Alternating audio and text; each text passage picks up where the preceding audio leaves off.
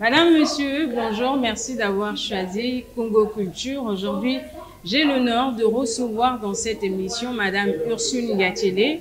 C'est une journaliste qui cumule plus de 10 ans dans les médias congolais, indépendante, un leader, est intelligente également.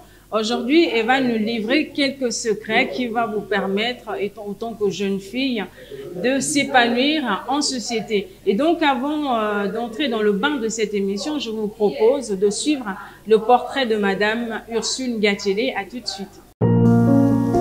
Née le 4 février d'une certaine année à Brazzaville, Ursule Ngatiele est une femme journaliste bilingue qui cumule plus de 10 ans d'expérience dans les médias congolais.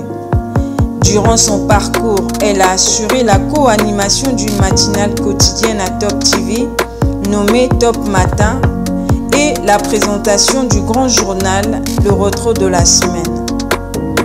Dynamique et courageuse, la chaîne décida de l'envoyer à la couverture médiatique de la COP21 à Paris en 2019. Jeune, belle, leader et battante, Ursule Ngatiele est aussi coordonnatrice de l'association Trèfle Bleu qui lutte pour les intérêts de femmes congolaises dans divers domaines. Membre de l'association Amis de la presse, membre du réseau des journalistes culturels d'Afrique centrale. Madame Ursule, bonjour. Bonjour Madame Tania. Merci d'avoir accepté notre invitation. Tout le plaisir est pour moi, c'est moi qui devrais vous remercier. Voilà. Alors, comme annoncé au début de cette émission, vous êtes une femme journaliste. Votre carrière professionnelle débute en 2009 lorsque vous décidez d'intégrer Top TV. Alors, est-ce que vous pouvez nous expliquer la petite histoire d'amour entre vous et le journalisme? Alors, la petite histoire d'amour, waouh! Et cette histoire, déjà, pour vous, encore pour les téléspectateurs qui nous découvrent, c'est vraiment en 2009, comme vous venez de le dire. Mais c'est une histoire qui débute il y a longtemps. Parce que déjà, je suis née d'une famille des communicateurs, je peux le dire comme ça. Mon papa déjà était à la radio jusqu'à la fin de sa carrière. Il a fait radio. Ma grande sœur aînée a fait journalisme aussi, enfin jusqu'aujourd'hui, puisqu'elle est encore à Télé Congo. Elle fait journalisme.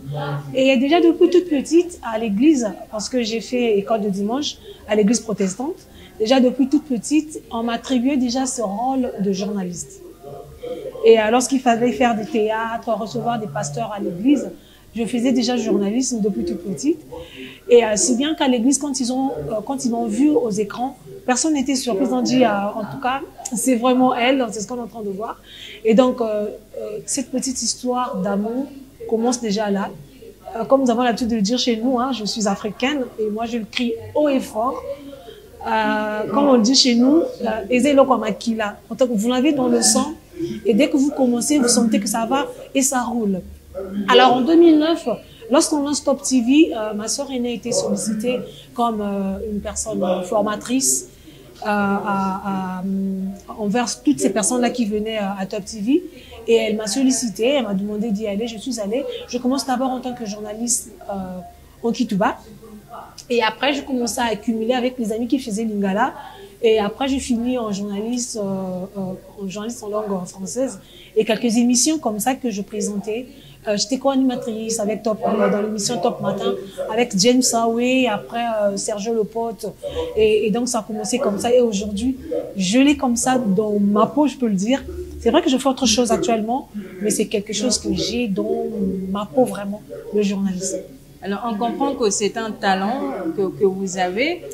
Aujourd'hui, Madame Ursule, pour la jeune fille qui nous suit en ce moment, est-ce que vous pouvez lui conseiller d'écouter son talent, c'est-à-dire le talent que Dieu nous donne? Est-ce que vous conseillerez à cette fille-là de chercher à découvrir son talent pour s'épanouir dans la vie? Évidemment, c'est le secret de l'épanouissement. Parce que, vous savez, en toute chose, quand vous aimez ce que vous le faites bien, aisément, et ça donne vraiment des fruits.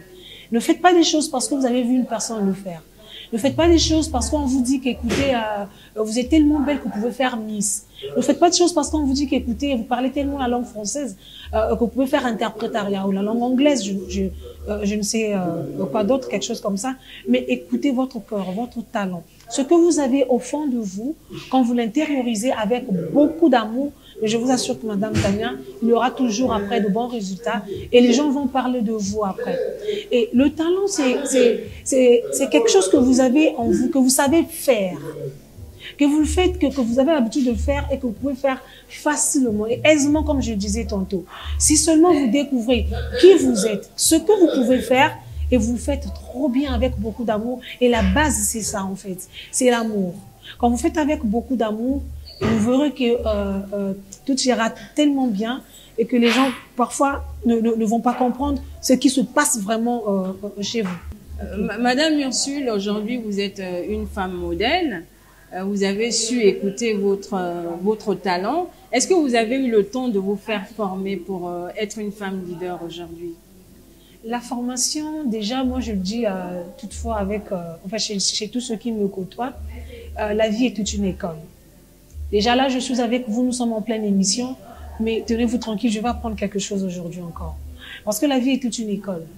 Lorsque vous découvrez votre talent, après il faut toujours vous former. La formation, c'est vraiment la maîtresse des choses, on peut dire comme ça, la matrice, hein. Parce que quand vous n'êtes pas formé, vous pouvez aller de gauche à droite, vous pouvez aller plutôt, vous serez vraiment dispersé. Moi, lorsque j'ai découvert ça, à Top TV déjà, nous étions formés. Quand je vous ai parlé tout à l'heure de ma sœur aînée, Ingrid Miette, il y avait Lydie Valère qui était là, il y a eu Koché Ngolou, ils sont à Télé Congo, il y a eu Simplice Matré qui est aujourd'hui en Italie. C'est des gens qui nous ont formés. Et nous avons suivi la plume d'André Ondele, toutes ces personnes-là qui étaient au-dessus de nous à Top TV. Ils nous ont formés. Nous avons ce mécanisme-là dans le journalisme. Tu écris ton papier, une autre personne regarde, une deuxième plutôt, une troisième avant d'aller faire le son et tout. Nous avons suivi toutes ces formations-là. Et après cela, la patronne de la chaîne aussi a fait venir une équipe depuis la France, TMP, qui est arrivée sur place à Top TV, qui nous a formés. Et c'est ce qui a fait que aujourd'hui, lorsque je parle du journalisme, lorsque je peux me mettre devant une caméra comme ça, que l'on pense vraiment que je suis une personne peut-être extraordinaire. Mais moi, en formation, depuis toute petite, moi, j'ai pas fait journalisme à l'école. Je suis économiste de formation. J'ai pas fait journalisme. Mais comme j'aimais ce que je faisais, et d'abord, quand tu fais tes études, tu apprends, après tes examens, tu choisis, il y a parfois les parents qui nous aident à faire le choix des carrières. Il y a parfois les parents qui, dans cette aide-là, ne nous aident pas vraiment. Parce qu'il y a des parents qui ne cherchent pas parfois à comprendre ou encore à connaître c'est quoi le talent de cet enfant. Nous avons une culture ici chez nous. Parfois, l'enfant peut dire, maman, je veux faire de la danse. Ouais, la danse. Moi, je voudrais bien que tu sois médecin.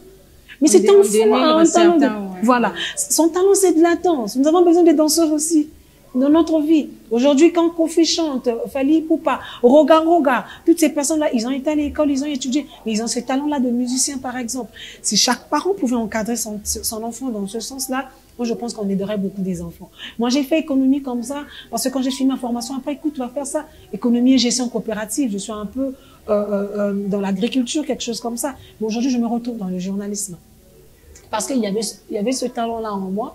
Et après beaucoup de formations, finalement, j'ai abandonné ce que j'ai fait à l'école et je fais autre chose aujourd'hui, le journalisme, mais toujours accompagné des formations. En tout cas, j'en ai fait plusieurs. En dehors de ce que j'ai fait à Top TV, je suis allée dans les formations, les séminaires au Gabon, même sur place ici, avec le PNUD, avec le ministère de la Communication, avec le Conseil supérieur de la liberté de communication. Tout ça pour ajouter un peu, ajouter de la connaissance par rapport à ma carrière.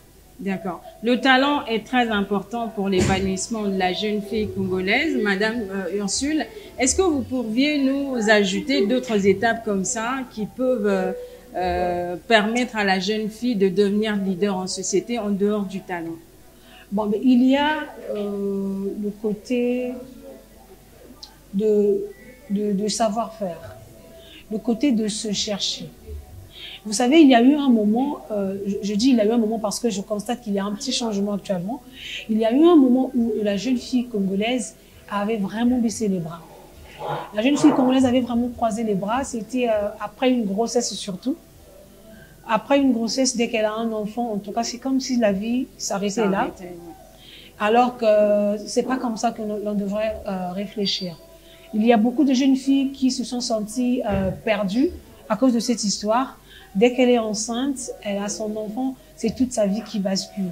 Alors que là même, on peut faire beaucoup de choses. Comme je parlais de formation, par exemple. En dehors du talent, comme vous le dites. Je suis grosse aujourd'hui, je suis mère. Est-ce qu'après la naissance de mon enfant, je ne peux pas repartir à l'école? Si vous pensez que c'est pas possible par rapport à ce que vous faites et la prise en charge de l'enfant, alors faites-vous former. Il y a beaucoup de choses. Mais aujourd'hui, moi, je constate qu'il y a beaucoup de jeunes filles qui changent quand même. Il y a beaucoup de jeunes filles aujourd'hui qui pensent à leur avenir et qui font des formations aujourd'hui. Beaucoup sont dans la coiffure, il y a coupe couture, il y a beaucoup de choses comme ça.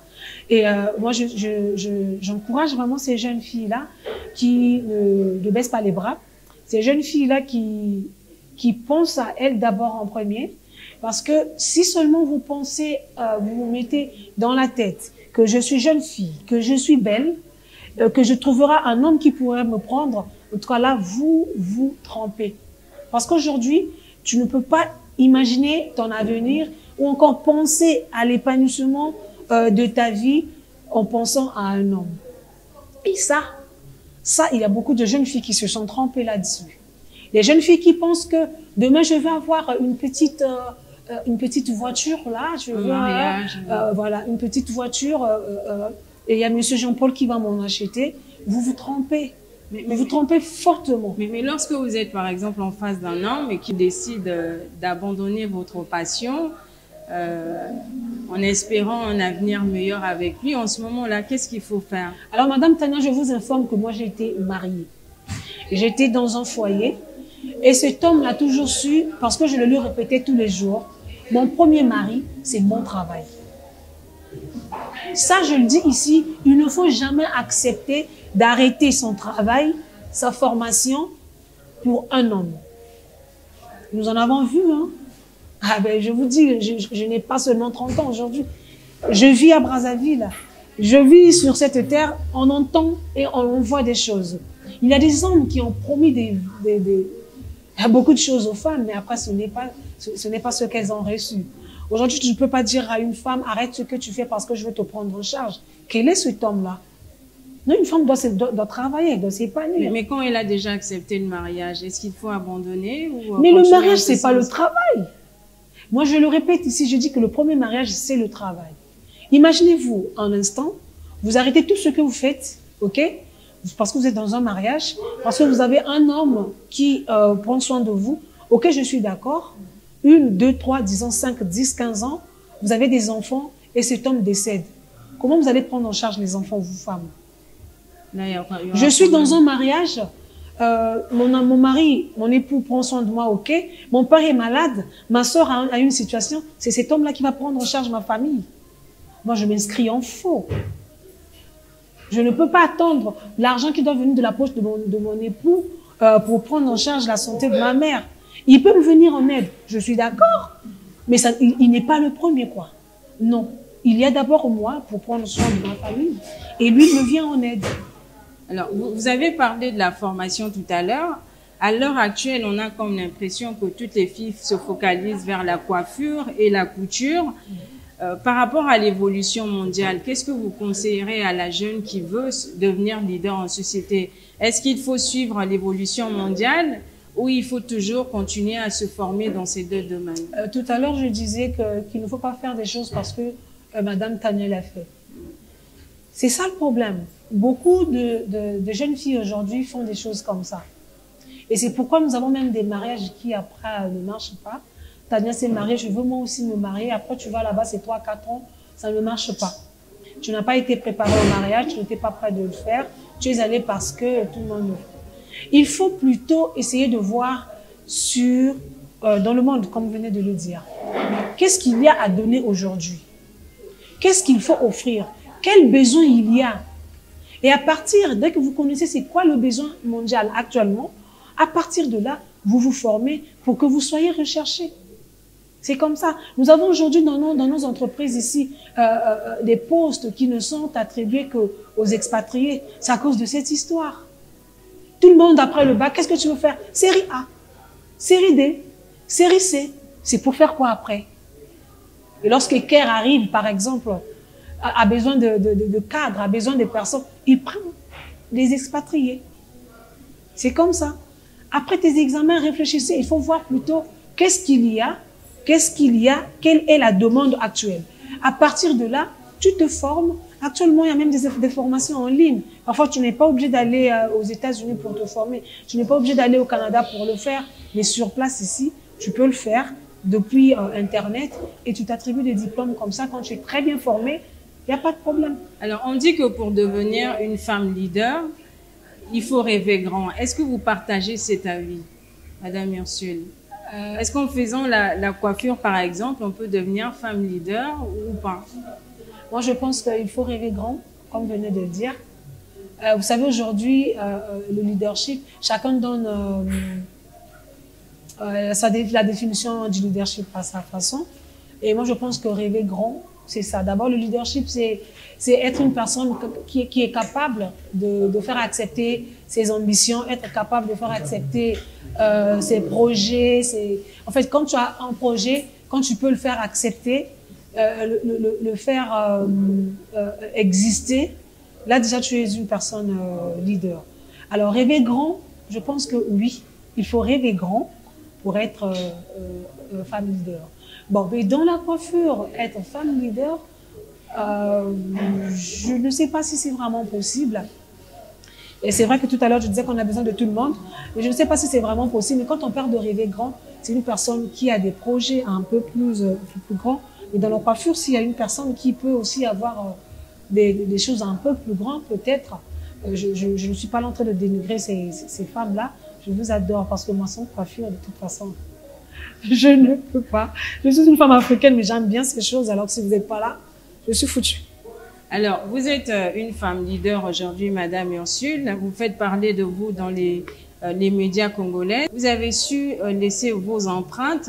Alors, pour la jeune fille qui veut devenir comme vous, qu'est-ce qu'elle devrait faire pour laisser des empreintes dans une société? Elle doit être quel genre de femme? Alors, c'est cette femme-là qui, d'abord, se respecte. Cette femme-là qui doit se faire respecter.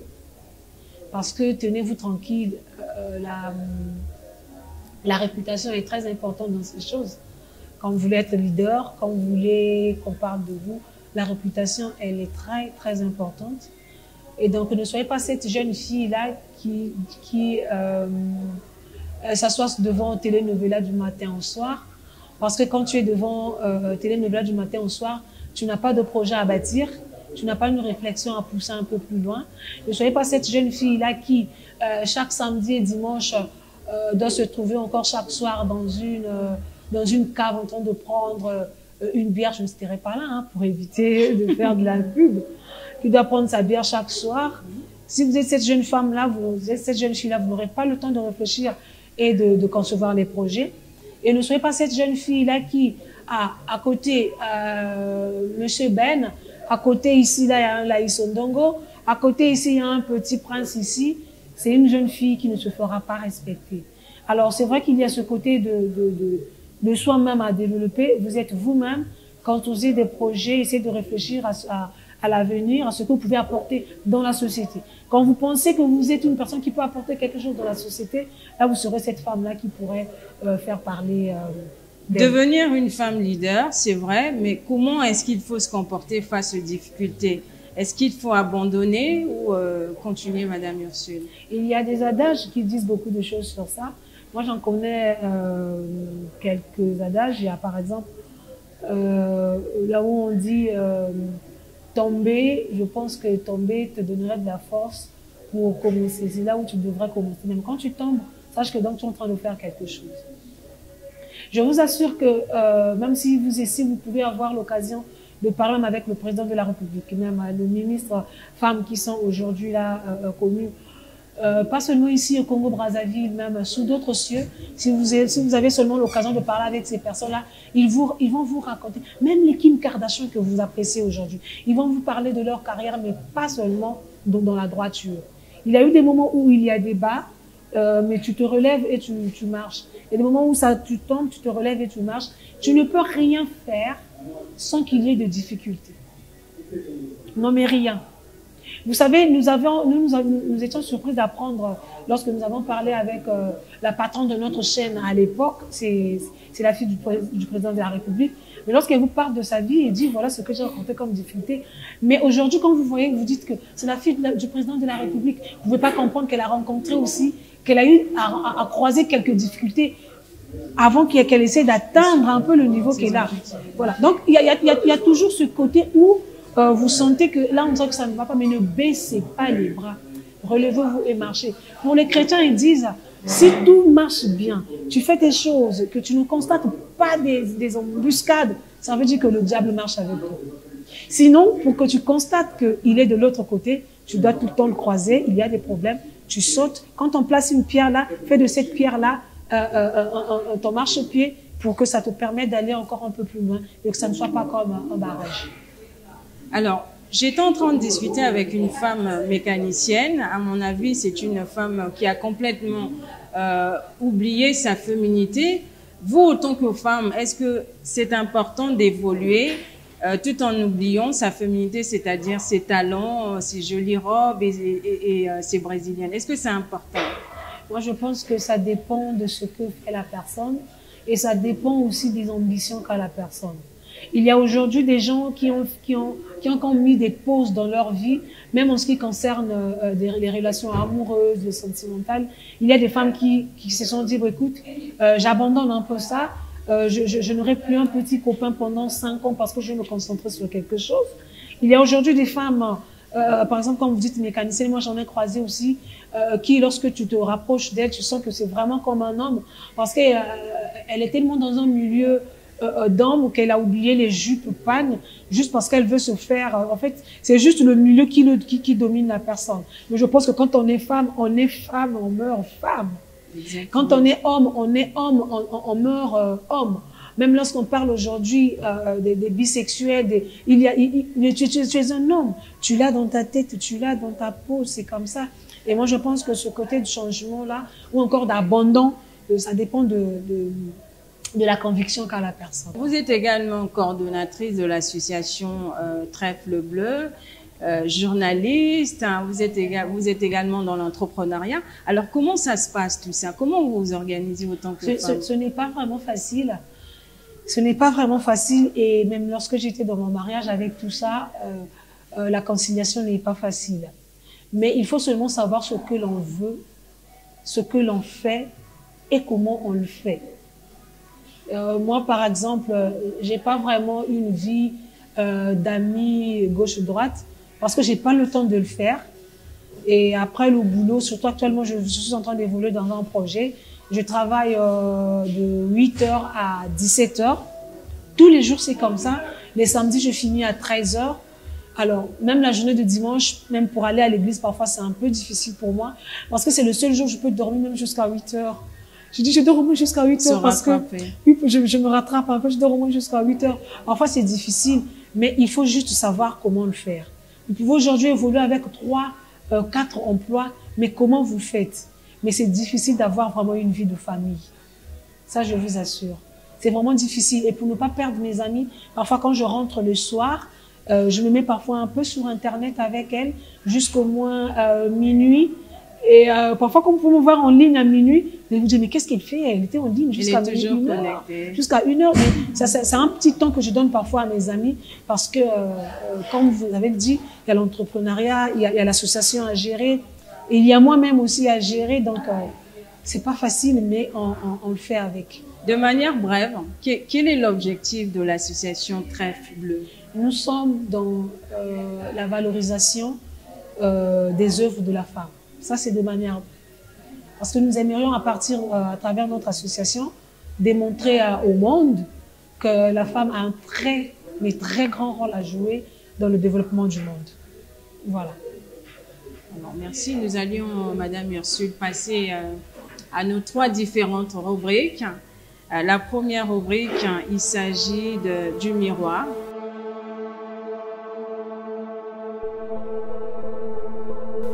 Miroir. Vous allez regarder, fixer votre caméra, Ok. et nous dire tout simplement, lorsque vous vous mirez, ou encore lorsque vous vous regardez sur les écrans miroirs, qu'est-ce que vous détestez sur Ursule? Oh my God. Là, vous parlez de mon physique ou De votre physique. De mon physique. Qu'est-ce que je déteste? Oh my God. Quel exercice. Aïe, ça, Ce n'est pas il faut bien facile. le faire. Oh, c'est ma grosse tête. La grosse tête. Ah, je trouve qu'elle est un peu trop grosse. Sinon, le reste, ça va. Est-ce que la chirurgie vous tente, Madame Ursule?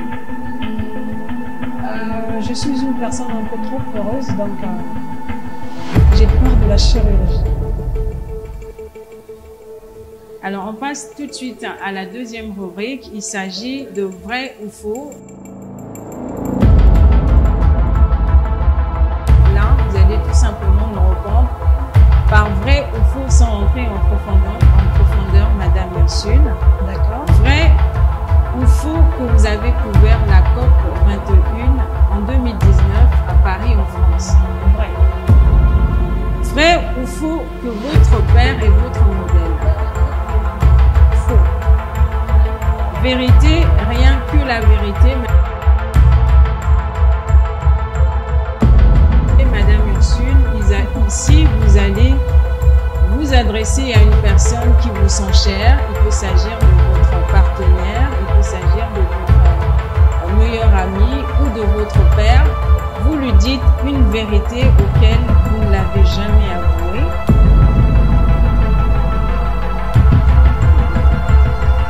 Et je le dis maintenant.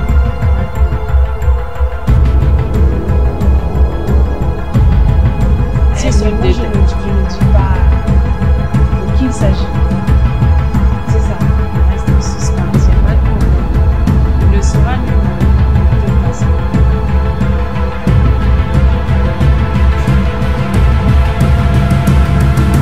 Je déteste le mensonge que tu as tout le temps.